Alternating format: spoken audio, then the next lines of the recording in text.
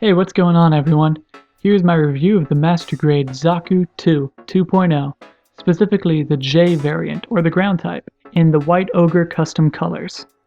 Essentially, this review is going to cover most of the variants of the Zaku II 2.0 Master Grade. The J type, the F type, and Char's custom S type. All are pretty much the exact same kit, so I just thought I'd knock them out with one review. I'll be reviewing this kit in 4 categories: the build, the appearance, the articulation, and the gimmicks. I'll give each a score from 1 to 5, and at the end I'll tally everything up for an average score. Hopefully this review will help you decide if this kit is right for you. Part 1, the build. The build for this guy was amazing. I love building Zaku 2.0s. They all feature the same amazing inner frame, paired with perfect part separation for the armor pieces. So they're all just a joy to build. They're closing in on 10 years old now, and they still compare with modern Master Grades on every front. Outside of the mono eye, there are absolutely no stickers, there's no need for glue outside of these arm pieces, and there are really no bad nubs.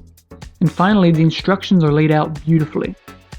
I'd say you could build these 2.0 kits at any skill level and have them look amazing. The only thing I'd recommend adding, outside of some panel lining of course, is some pink paint on the mono eye. You get a sticker for it, but painting it really makes it pop. Invest in a pink Gundam marker whenever you buy your first Zaku kit. You won't regret it. I've got to give the build for this kit, and really every Zaku 2.0 Master Grade in general, a perfect score of 5 out of 5. There really are no flaws with it. Part 2, the appearance. The MG Zaku 2.0's proportions are absolutely perfect, in my opinion of course. They look exactly how I want my Zakus to look.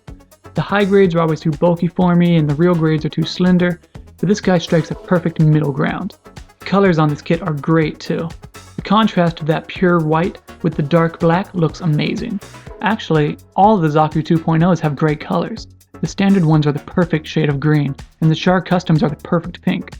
The panel lines are really minimalistic on this kit. It's really just a couple of tick marks here or there.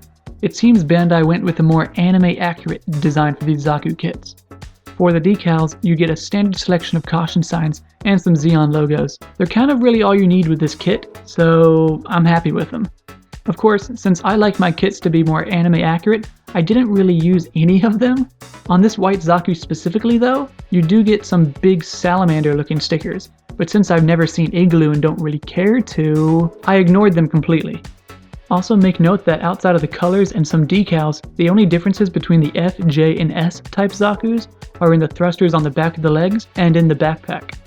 The J type here is for ground use, so there's no extra thrusters. Meanwhile, the F type and Char's S type have extra thrusters for space use. This is something to really think about when deciding on your first Zaku kit. Honestly, I really couldn't imagine a Master Grade Zaku looking any better than this. I'll give the appearance on this kit another perfect score of 5 out of 5. Part 3, the articulation. Starting at the feet, the toes move up, but not down. The ankle is a ball joint, but it's kind of limited by how big the feet are and these large ankle guards. With the legs, you score very close to a 180-degree bend, which is pretty crazy for something bulky like a Zaku.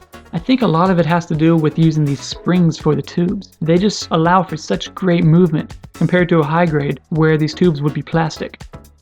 The hip joints are solid and you can get full kicks and decent splits out of them. The side skirts are kind of limited. The front two move up and down and the side can do the same, but to a more limited extent. Same goes for the back skirt. These shoulder attachments can swivel in any way you want. They can also come completely out. The arm also comes really close to a 180-degree bend. The shoulders can pop out a little bit too, but not too far, just enough to make posing a little bit easier. The arms can also move parallel to the ground, which is pretty cool. The hands are the standard 2.0 hands. The index finger and the thumb are on ball joints, and the other 3 fingers are connected. All 5 fingers do have an extra bend in them though, which is pretty cool. The whole hand is on a ball joint, with an extra hinge on the wrist, so you can get some good movement out of it. There's not that much articulation in the chest, however. There's a single ball joint in the middle, so you do get some movement, but these tubes get in the way a little bit. The head is also on a ball joint, but the really cool thing about it is that the head can actually pop in and out, which is great because in my mind, a Zaku really shouldn't have a neck. So you can pop it out for some good movement, and then you can push it back in when you want it to look like a Zaku. A cool feature on the head is the mono eye. it will actually move whenever you turn the head, so you can make this guy look in any direction you want. The articulation on this guy is pretty good, especially for a Zaku. It can pretty much do anything you want it to, but I wouldn't say it's absolutely perfect. I'd like to have a little more going on in the chest and in the feet, so I'd give this kit a very respectable 4.5 out of 5 for the articulation. Part 4, the gimmicks. All Master Grade 2.0 Zakus come with similar weapons. You get a heat axe, in all gray unfortunately, so get ready to paint, and a machine gun that they can't really hold. The stabilizer thing in the back is just too long, and it prevents the Zaku from actually holding it straight. You can almost get it in the groove on the arm bend, but it's a struggle. It's pretty poorly designed for a weapon you're given to like 5+ kits. You also get a bazooka that functions fine, but as with all bazookas, it's a pain to get held properly. It takes forever. Thankfully, you can store it on the back skirt, so it doesn't go to waste. You do get two kinds of head parts too. There's one that's bald, and another one with the commander's horn on it. They're really easy to swap out too, so I found myself swapping out the head all the time.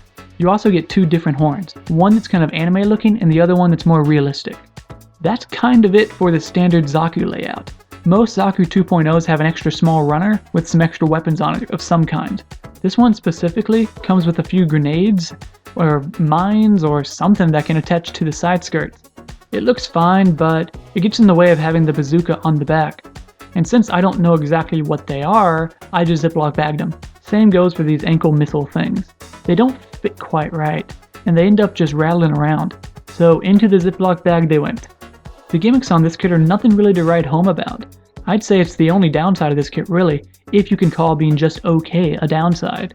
The gimmicks on this kit get an average score of 3 out of 5. And finally, the verdict. The build for this kit is a 5 out of 5. It's perfect for any skill level.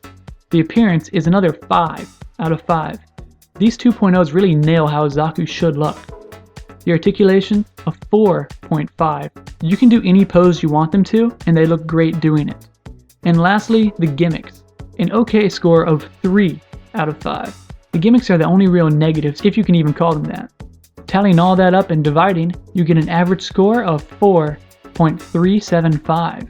I'd round that up to like a 4.4 essentially, or an 87.5%. That sounds about right to me. These kits are amazing, and there really is no excuse not to own a Zaku 2.0.